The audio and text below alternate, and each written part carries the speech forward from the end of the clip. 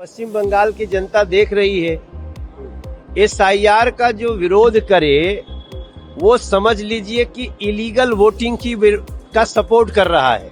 हमारे बाबा साहब भीमराव अंबेडकर जी के द्वारा जो संविधान लिखा गया है उसमें स्पष्ट है कि भारत का किसी न किसी कोने का नागरिक ही वोट दे सकता है और वो जहां पे है वहां वोट देगा।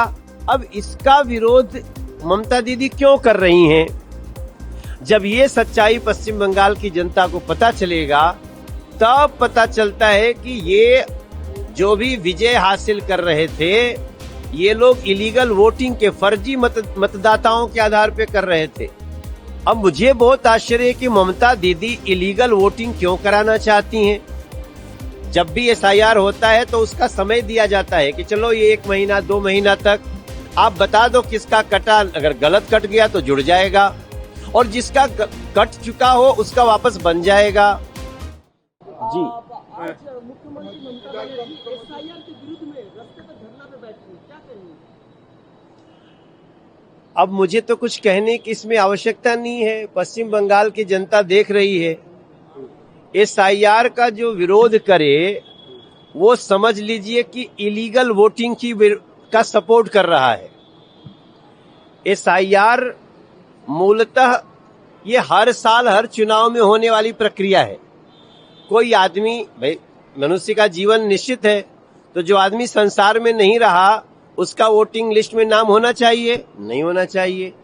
जो व्यक्ति हमारे देश का नागरिक है वही वोट दे सकता है। भारत में रहने को तो बहुत सारे लोग आएंगे, हम कभी कभी उनको शरण भी देते हैं, लेकिन जो शरणार्थी बन के आएगा वो वोटर नहीं हो सकता।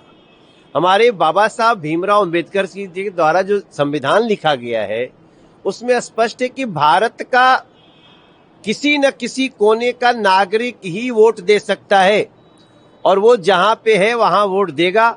अगर उसका भी तबादला हो गया, कहीं और चला गया या वो घर और बना लिया तो उसका शिफ्टिंग होता है। अब इसका विरोध ममता दीदी क्यों कर रही हैं? जब ये सच्चाई पश्चिम बंगाल की जनता को पता चलेगा तब पता चलता है कि ये जो भी विजय हासिल कर रहे थे ये लोग इलीगल वोटिंग के फर्जी मतदाताओं के आधार पे कर रहे थे। पश्चिम बंगाल की महान जनता है, जो भी वो जिसको मन करेगा उसकी सरकार चुनेगी, लेकिन इलीगल वोटर्स ना रहे इसके लिए चुनाव आयोग काम कर रहा है। अब मुझे बहुत आश्चर्य है कि ममता दीदी इलीगल वोटिंग क्यों कराना चाहती हैं। जब भी एसआईआर होता है तो उसका समय दिया जाता है कि चलो ये 1 महीना 2 महीना तक आप बता दो किसका कटा, अगर गलत कट गया तो जुड़ जाएगा और जिसका कट चुका हो उसका वापस बन जाएगा।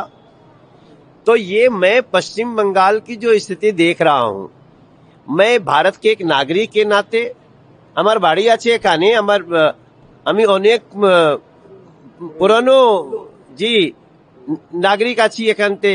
हमारे सॉल्ट लेक में हमारा घर है, हम यहाँ सर्विस करते थे, चाकरी করছিলাম।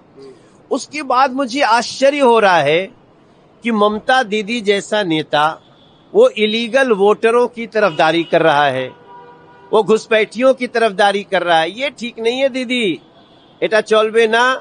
पश्चिम बंगाल की जनता खड़ी होगी और आपके इस इलीगल वोटिंग का विरोध करेगी। भारतीय जनता पार्टी को मौका मिलेगा। सर कि जब वो विरोधी नेता थी उसी वक्त तब कांग्रेस की सरकार को पार्लियामेंट में कह रही थी कि यहाँ पर बांग्लादेशी आ रहते हैं, बांग्लादेशी है, इन्हें भगाया जाए, वोटर कार्ड रेडी किया जाए। लेकिन अब जब उनकी गवर्नमेंट है तो वो अभी छुट्टी बंदी रखी है, क्योंकि उनको सत्ता का नशा हो गया है। इसी को कहते हैं पावर का नशा।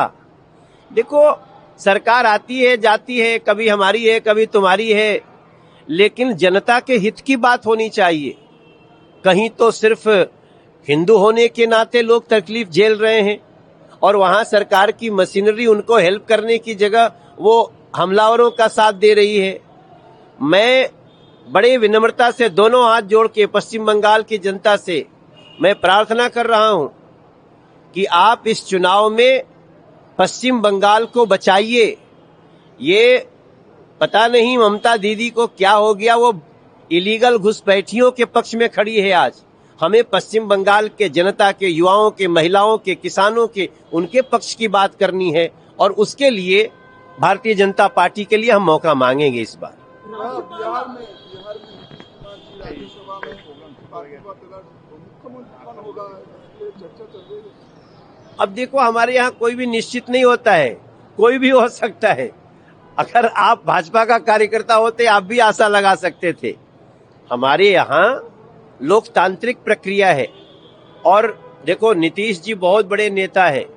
उन्होंने जितना सेवा किया है बिहार का, एक बिहार बीमारू राज्य से लेके आज विकसित राज्य बनने के कगार पे है, तो उन्होंने अब डिसाइड किया है कि हम राज्यसभा जाएंगे। उन्होंने तो लिखा है खुद ही, हमको बोलने की जरूरत नहीं कि मैं एक राज्यसभा में ही कभी नहीं रहा तो अब वहां जाऊंगा। तो नीतीश जी हमारे नेता थे, नेता है और नेता रहेंगे। उनके विचार से ही जो भी बनेगा वो बिहार का मुख्यमंत्री होगा। आखिरी प्रश्न है, केंद्र वाहिनी बंगाल में आ पहुंची है इलेक्शन से पहले। इससे पहले भी आप जानते हैं कि इलेक्शन के बाद, इलेक्शन के पहले बीजेपी कार्यकर्ताओं के ऊपर हमला हुआ है, घर तोड़े गए, आग लगाए गए। आपको क्या लगता है इस बार का निर्वाचन? देखो, जो हमारे यहाँ पश्चिम बंगाल में जो आइडियोलॉजी देख देख करके हमला हुआ, उसका घाव अभी भी जिंदा है। ये कभी नहीं होना चाहिए। हम दिल्ली के सांसद हैं, हमें जिन लोगों ने, एक बहुत बड़ी बड़ी कॉलोनियां हैं जो मुझे वोट नहीं देती हैं, लेकिन हम वहां भी जाते हैं और पूछते हैं, कोई बात नहीं भाईजान, बताओ तुमने वोट भले नहीं दिया, काम बताओ मुझे, मैं काम करके दे रहा हूं। उनकी सुरक्षा करता हूं। उनके लिए अभी 8 तारीख को मेट्रो का शुरुआत कर रहा हूं, प्रधानमंत्री जी को बुलाया हूं। लेकिन ये पहला राज्य है जहां धर्म देखकर, पार्टी देखकर लोगों को मारा गया। वो घाव जिंदा है। पश्चिम बंगाल की जनता इसका जवाब देगी।